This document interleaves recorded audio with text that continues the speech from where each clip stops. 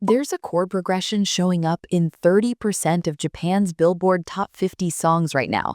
It's called the Maruya Progression, and if you've listened to any recent J-pop or anime music, you've heard it. It goes 4, 3, 6, 5 minor, 1, and it has this dark, ambiguous quality that's become the sound of modern Japanese pop music. The progression comes from a 1999 song called Maruya Sadistic by Sheena Ringo, a huge Japanese artist.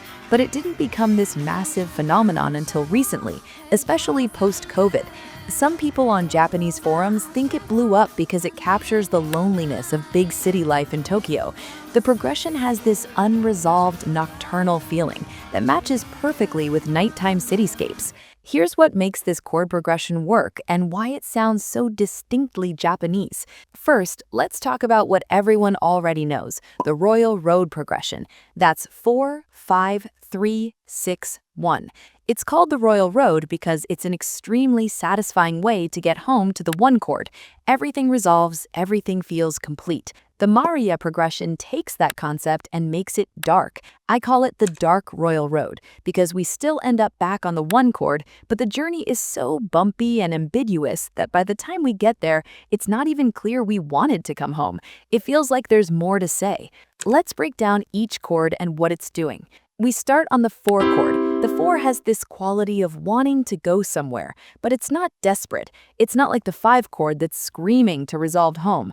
The 4 is often used as a departure point. It's saying, okay, we're leaving, but we're not in a hurry. Then we drop down a half step to the 3 chord. This is where it gets interesting. The 3 chord is often used as a passing chord because it shares notes with multiple other chords in the key. It doesn't have a strong pull in any particular direction. Think of it like a major train station in Tokyo. Everyone goes there to transfer, but nobody's final destination is the station itself. We're lingering, thinking, okay, where are we going next? Next, we hit the 6 minor chord. This gives a sense of resolution, but not quite home.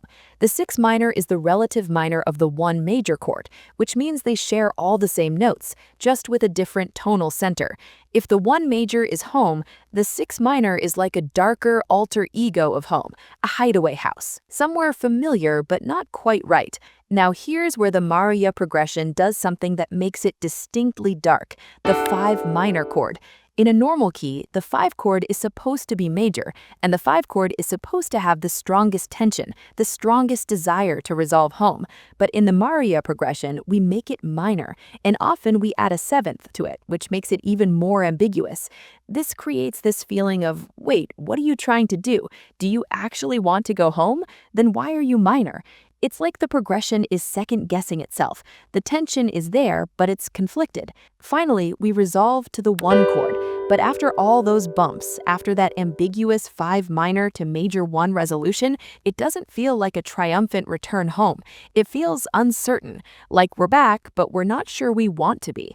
This is why a lot of J-pop songs using this progression have lyrics and music videos about nighttime in the city. Yoasobi has a song called Racing into the Night, which was huge during COVID. The progression captures that feeling of urban loneliness, being surrounded by people but feeling disconnected. Now, there are variations. The first half, the 4, 3, 6, usually stays the same, but the ending changes depending on what emotional quality the song wants. Sometimes they omit the final 1 chord entirely, which makes it even more ambiguous. You never get that sense of resolution, even the uncertain one. Sometimes they skip the minor 5, which makes it less dark and conflicted.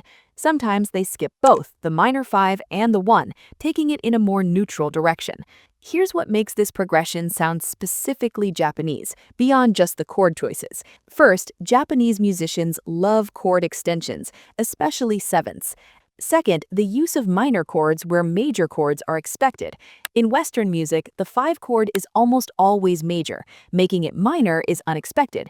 Same with the 4 chord. Sometimes Japanese songs will make that minor too, when you'd expect major. If you want to write something that sounds like modern J-pop, this is your progression.